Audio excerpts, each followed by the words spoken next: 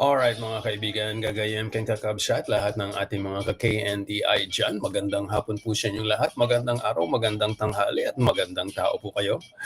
Welcome to the Filam Community Hour. Ito po si Allan Alvarez, ang inyong abang lingkod, Attorney Allan Alvarez. Kamusta po kayo mga kaibigan? How's everybody doing out there? Isang maligayang Aloha Wednesday sa inyong lahat, and as always, maraming salamat sa inyong pakikinig dito sa ating programa at sa lahat ng mga programa natin dito sa KNDI. And speaking of lahat ng ating mga programa, thank you so much Ate Edna for a very lively Completos Recados program. Always, palagi yan without fail. Thank you Ate. And yes, we're back, and I got back just over the weekend. And thank you guys kung sumubaybay kayo at tinuloy nyo ang inyong pakikinig dito sa ating programa. Maraming salamat po.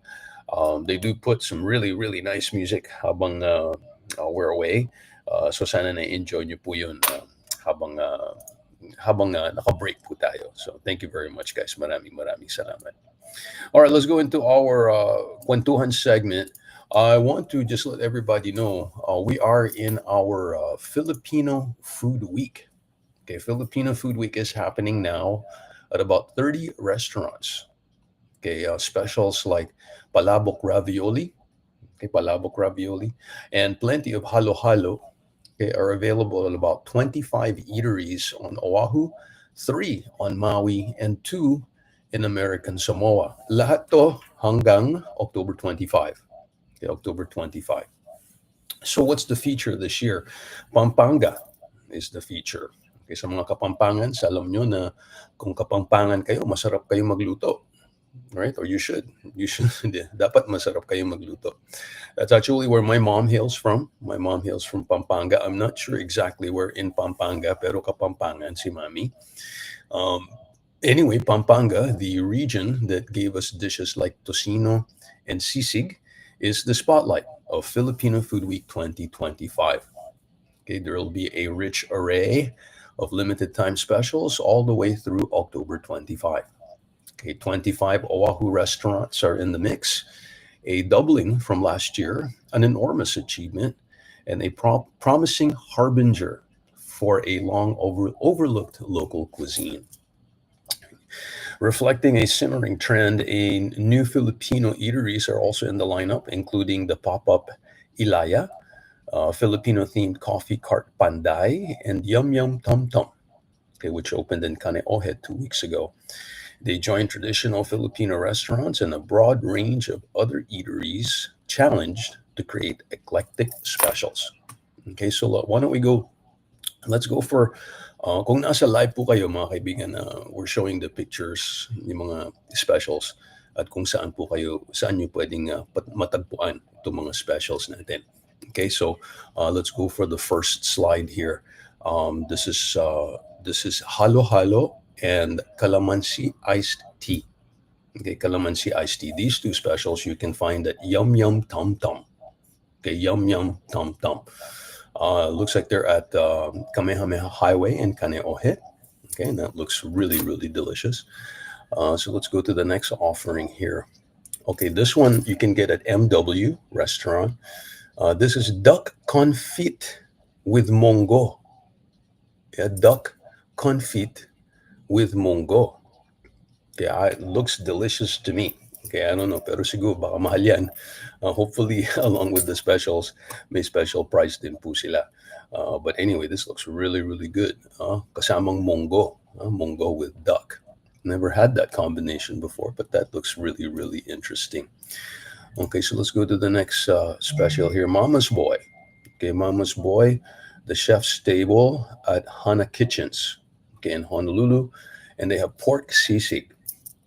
Pork sisig, of course, kung kayo po ay mahilig sa uminom, beer man, or gin, or whiskey, or kung ano man, or rum, okay, you know pork sisig is good pulutan. Okay, pulutan is something you eat while you're drinking. Okay, you can call it pupus, but pork sisig is something else.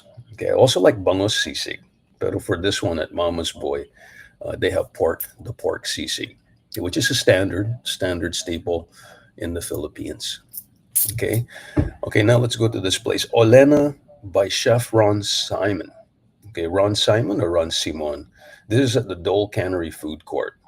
Okay, and what they have is seared adobo pork belly. Looks delicious. And Royal Filipino lemonade. Royal. So kung nasa live po kayo, makikita niyo po yung mga pictures. Okay, so you'll see that it looks just really delicious. This pork, seared pork belly, adobo pork belly. It looks like a nice presentation. Anyway, that's at Olena by Chef Ron Simon.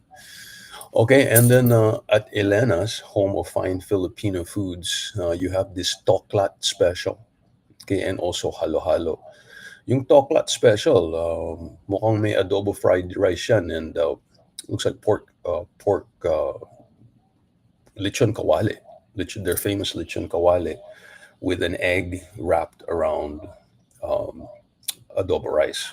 I think that's what's in there. Nakatakip eh, hindi ko makita eh, but that's what it looks like, and that's going to be at Elena's home of finest Filipino foods. Okay, now let's go to Eating House. Eating House 1849. This is at the International Marketplace. I'm actually going there tonight, okay, to check out some of these. Hindi ko alam kung ano isa-serve nila. Pero dito po sa special na in-advertise po nila, nakalagay prefix seared island catch. Okay, so that looks like some kind of fish, ibang isang klaseng isda. And then you have a prefix pinakbet.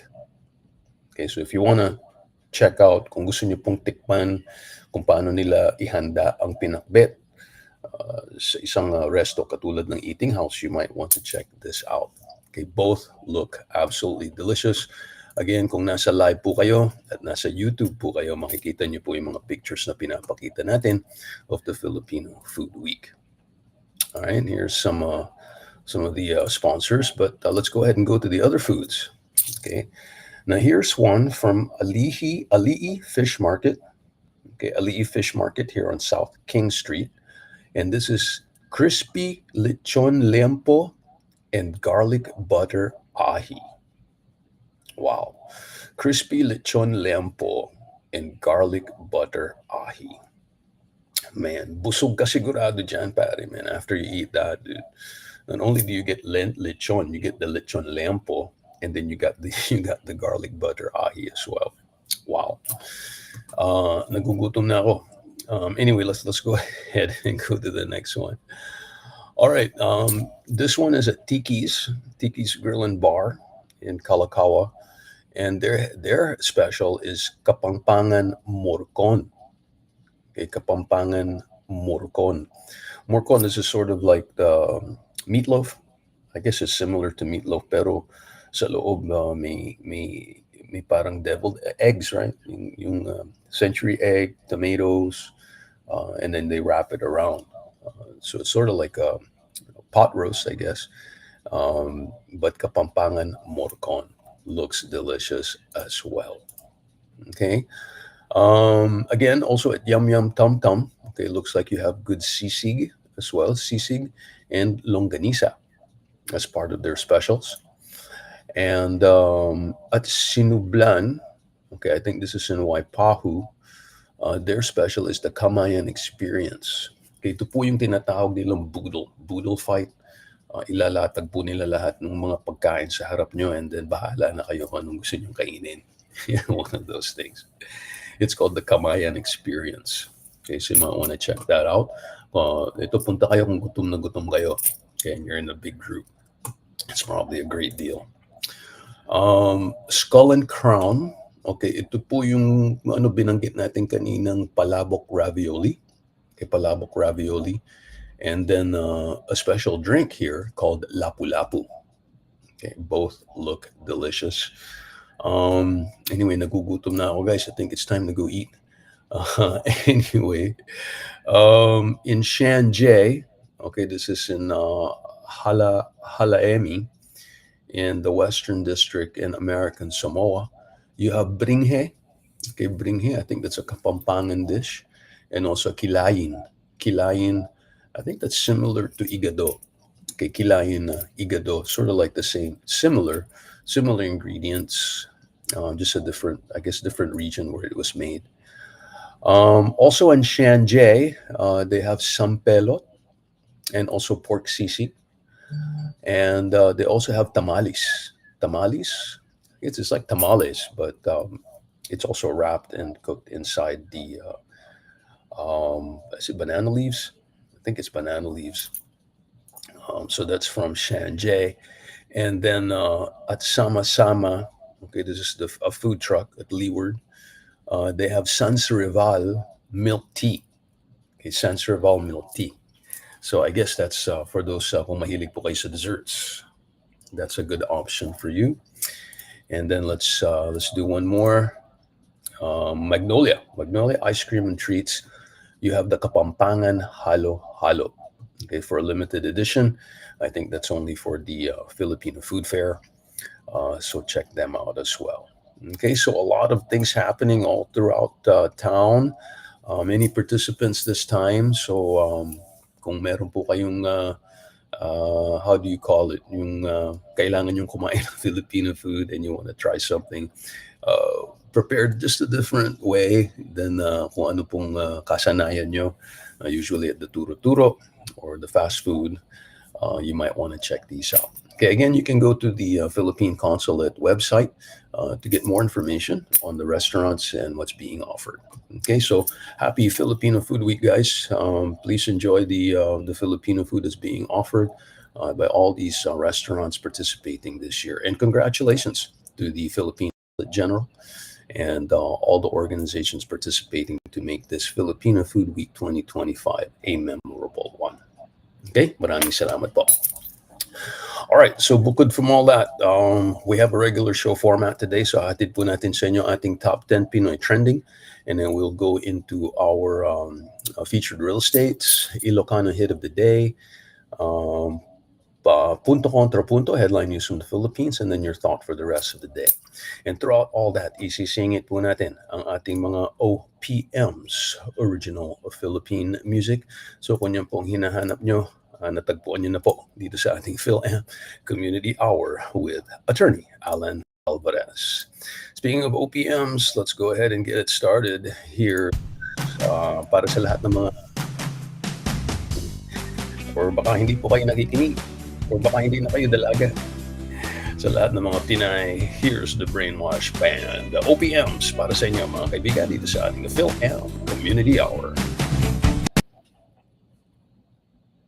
Huwag magtataka kapag nililigawan ka dahil sa iyong ganda, mga kano'y napapanganga. Diba?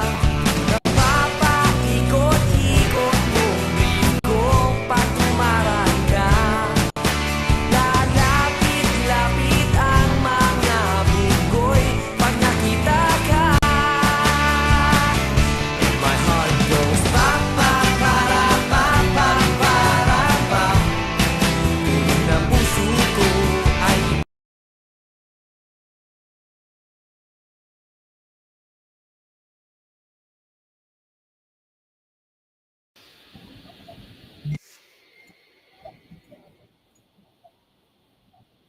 nang gaganda pa.